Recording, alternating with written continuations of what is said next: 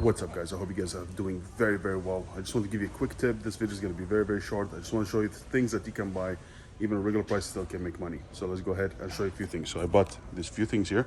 We have this Nerf gun. I paid $9.97. You still make $8. And also I bought this one for regular price at $8.97. Sorry. So let me show you very quickly. Dum dum dum dum dum.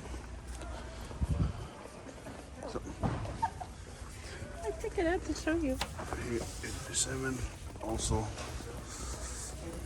just give me a second. This is the first time I record like this in stores. It's just a little bit weird.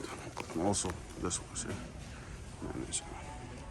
So I hope that was helpful, and just know always you can make money even with regular prices. That's a quick tip. I always look at them. Doesn't need to be clearance. Take care, everybody.